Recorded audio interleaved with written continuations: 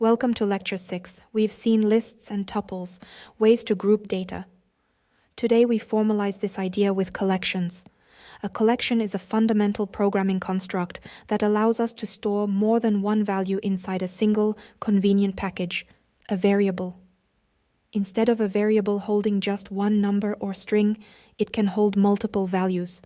We achieve this by having multiple places or slots within that variable. And crucially, we have systematic ways to find and access those different places. Collections are how we model real-world groups of things, a roster of students, a catalog of products, a set of measurements. To understand collections, let's recall what they are not. The simple variables we've used so far, integers, floats, strings, hold one value at a time. When you assign a new value, the old one is overwritten. X now was 2, then X over 4 means X now is 4, the 2 is gone. The variable X is a single label for a single piece of data in memory. There's no structure to hold multiple items. Collections break this model. They allow a single variable name to refer to an organized container that can hold many items simultaneously, each accessible independently. Python offers several collection types, but two are paramount: lists and dictionaries. Think of them as having different philosophies for organization. A list is a linear ordered sequence. Values stay in the order you put them, like items on a shopping list. You access them by their position, their index. It's like a numbered row of lockers. A dictionary, on the other hand, is a bag of values, each with its own label. There is no inherent order. You access values not by position, but by a unique lookup tag or key. It's like a set of lockers where each has a unique name tag instead of a number. The image illustrates this. A list is an ordered line. A dictionary is an unordered cluster with labels. This distinction is profound and determines which you use for a given problem. Dictionaries are arguably Python's most powerful built-in data collection. Why?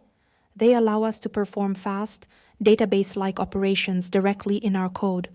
The technical term is they provide constant time lookups on average, meaning retrieving a value by its key is extremely fast, even if the dictionary contains millions of items.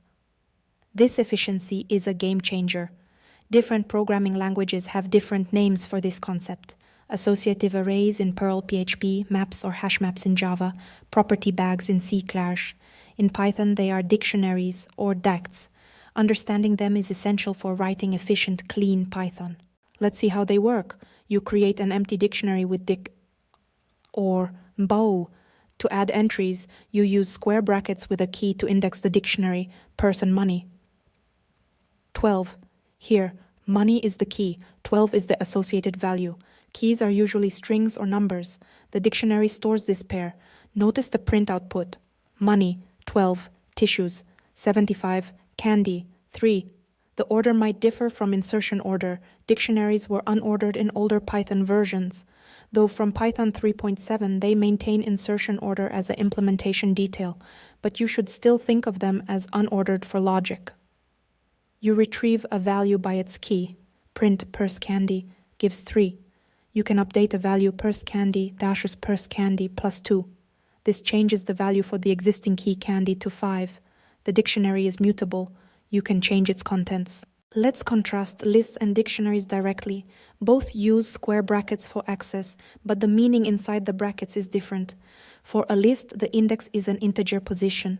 A list, the 23 changes the first element. For a dictionary, the index is a key label, DDD age. 23 associates the value 23 with the key age. The code parallel is instructive. For a list, create with list, add with append. For a dictionary, create with dict, add by assignment. Both can be updated by assignment, but the list's order is guaranteed. The dictionaries is not conceptually relevant. This difference is semantic. Lists are for sequences. Dictionaries are for associations or mappings between keys and values.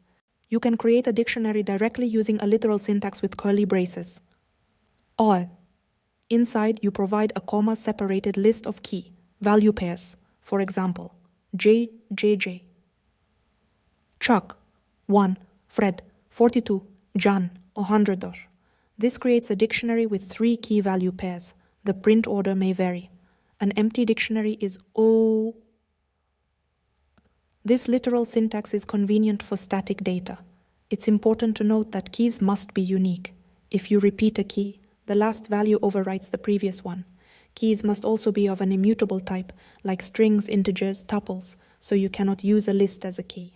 One of the most common and powerful uses of dictionaries is counting, tallying how often something occurs. Imagine counting how many times different names appear. You can use each name as a key and the count as its value. Start with an empty dict. CCC, San dict. When you see sev, do CCC sev, San 1. When you see quen, do CCC quen, Sam 1. If you see quen again, you increment CCC quen, San C quen, plus 1. The dictionary efficiently keeps track of separate counters for each distinct name. This pattern scales beautifully to thousands of items.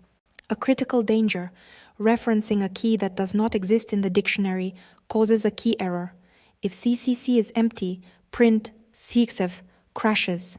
This is different from lists, where an invalid index gives an index error. To safely check for a key, use the in operator.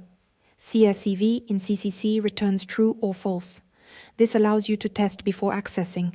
This check is so common that it leads to a core pattern we'll see next, and Python provides a built-in method to handle it elegantly. Let's implement a complete counting algorithm. We have a list of names. We want a dictionary of counts. The algorithm is, for each name in the list, check if name not in counts.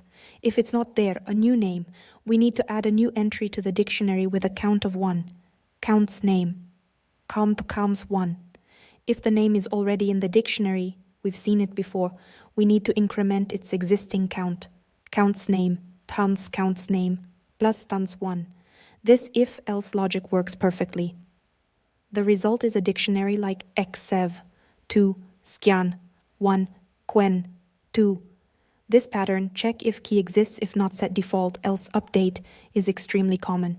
Because the check if key exists pattern is so frequent, Python dictionaries have a dedicated method, .get. The get method takes 2 arguments, a key and a default value. It returns the value for that key if the key exists in the dictionary. If the key does not exist, it returns the default value you provided without throwing a key error. Compare the manual way. If name in counts, x order of counts, name, else, x what is 0. The get way is one clean line, x well as counts. Get, name, 0. This is safer, more readable, and more Pythonic. The default value is your choice, often 0 for counting. Now we can rewrite our counting loop beautifully. Instead of the if-else block, we do counts name or counts get name 0 plus 1. Let's parse this. Counts get name 0 returns the current count for name if it exists, or 0 if it's the first time. We then add 1 to that number. Finally, we assign the result back to counts name, which either updates an existing entry or creates a new one. This single line encapsulates the entire previous logic. It's concise, robust, and the standard idiom for counting in Python. This is a pattern you will use constantly in data processing.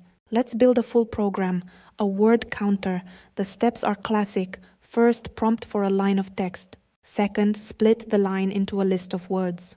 Third, create an empty dictionary counts. Fourth, loop through each word and use the get pattern, counts, word, tons counts, get, word, 0, plus 1. Finally, print the resulting dictionary.